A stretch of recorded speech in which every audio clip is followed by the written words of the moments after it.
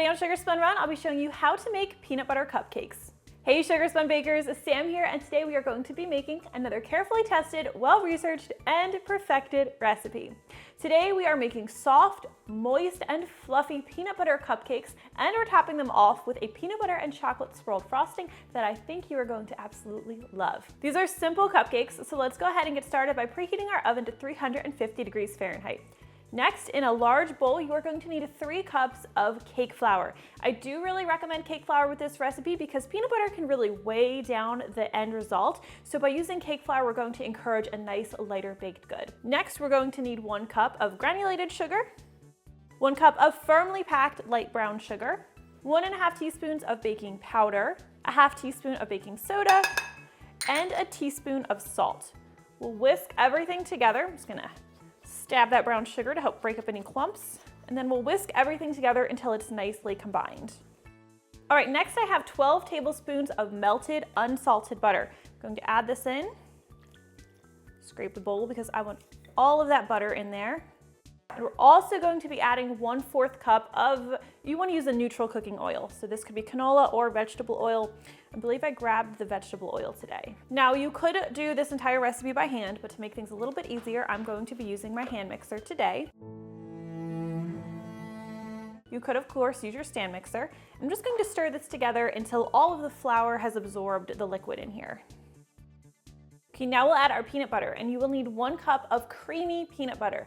I don't recommend using the natural variety of peanut butter for this recipe, just because it has the tendency to separate and you can end up with crumbly cupcakes. The results are just not going to be as good as if you use the generic non-natural type. We'll stir this in.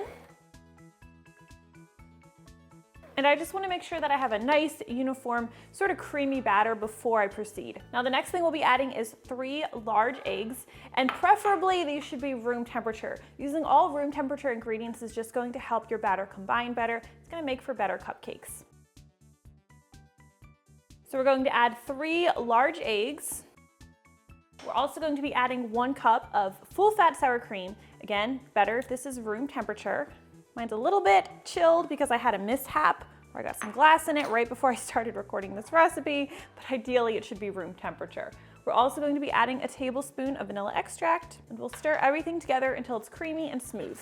Sour cream has been sort of a secret ingredient with my cakes recently, and it's especially important here. Peanut butter can really dry out a baked good, while sour cream introduces a lot of moisture and tenderness, so it helps counteract the dryness from the peanut butter, just gives us a really nice crumb. Okay, I'm going to give the sides and bottom of the bowl a quick scrape before I continue. Looks like everything is pretty uniform. I just want to make sure. Okay, and the last thing that we're going to be adding today is 1/4 cup of whole milk. I'll just drizzle this in. And we're done with our batter at this point, but we do want to scrape the sides and bottom of the bowl again because it's very important that we have a nice uniform batter. All right, now we'll divide the batter into our cupcake pan. I've lined mine with paper liners, which is what I recommend. And today's recipe does make 24 cupcakes, so you'll need 2 of these tins. However, I do only bake 1 at a time. Ice cream scoop makes it easy to divide the batter. And you should have a smooth, silky batter. All right, now we'll bake these in the center rack of our 350 degree Fahrenheit preheated oven, and I find they typically need to bake for about 24 minutes. When the cupcakes have finished baking, they should have nice rounded tops. They may look a little bit crackly, that's totally normal. If you lightly touch the surfaces, they should spring back to the touch, and a toothpick inserted in the center should come out clean or with a few moist crumbs. Now, if these cupcakes are allowed to cool completely in their baking pan, the bottoms are going to get a little bit greasy. So to avoid this, we're going to let them cool for about 5 minutes, and then we're going to gently and carefully remove them from the cupcake tin and let them cool completely on the cooling rack before we decorate them with frosting. Be gentle because you don't want to deflate them. Be careful because they're hot. So while the cupcakes are cooling, we can go ahead and start making our frosting. Now I'm doing a peanut butter chocolate swirled frosting today. If you want to just do peanut butter or just do chocolate, that's fine, but I did want to show you how I do this swirl. We start with the peanut butter frosting base, and we're going to be making a fair bit of frosting, so you will need 3 sticks or 1½ cups of softened unsalted butter. Next, we'll add 1.5 cups of creamy peanut butter. And again, I do recommend avoiding the natural variety of peanut butter. We'll add 1.5 teaspoons of vanilla extract and a 1/2 teaspoon of salt. And we're going to use an electric mixer to cream everything together until it is nice and smooth. Next, we're going to add 4 cups of powdered sugar, but we're going to add it gradually with our mixer on low speed because we are going to try to avoid getting powdered sugar all over the kitchen. Try being the key word here. I'm not great at this. Better use 2 hands. I started off today's video dropping one of these bowls and breaking it, so I'm gonna try to be a little bit more careful. 2 hands.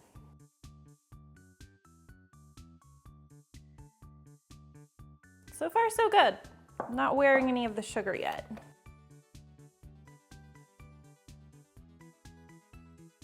All right, let's take a look at this frosting. It should be nice and smooth and creamy. Got a little bit of sugar there on the bottom that didn't quite get mixed in. That's why we're checking. Now I also have a little bit of milk here, just in case we need to thin the frosting any. I want this to be a little bit smoother, a little bit silkier. I don't want it to be soft, but just a little bit silkier to make it nice for piping. So I'm going to add a splash, about a tablespoon of milk, and this is whole milk. Making a mess with it. We'll stir this in. All right, now here is how we do the swirl. I have my piping bag here.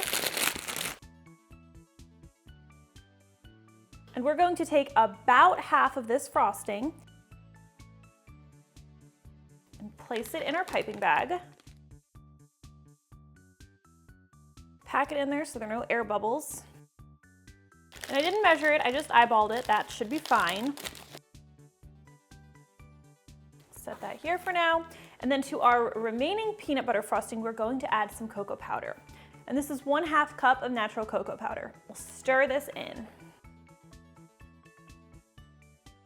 Now the cocoa powder is going to make the frosting more thick. We want it to be the same consistency as the peanut butter frosting, so I'm going to add another splash of milk to help thin it a little bit. Maybe another splash.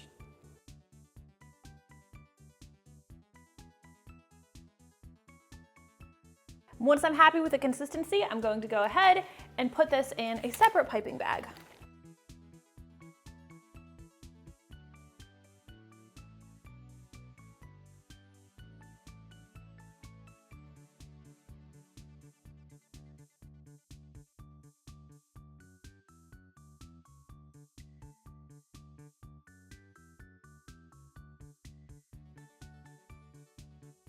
All right, so now we have our 2 frostings, our chocolate and our peanut butter. So you're going to want to grab another piping bag and fit it with a large piping tip. This is the Ateco 848 that I'm using today, one of my favorites. We're going to snip the edges off each of these bags, the ends.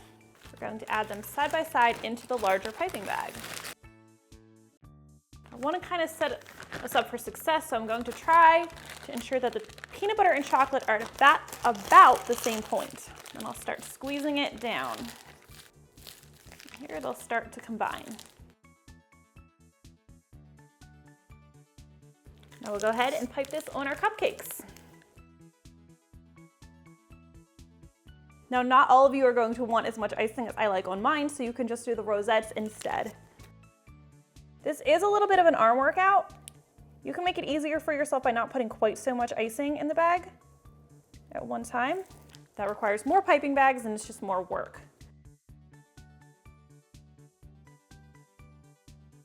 And that is how you make my peanut butter cupcakes with peanut butter chocolate swirled frosting. I hope you guys enjoyed today's recipe, and if you try this one, please leave me a comment and let me know what you think. I always love hearing from you. Thank you so much for watching, and I'll see you next time.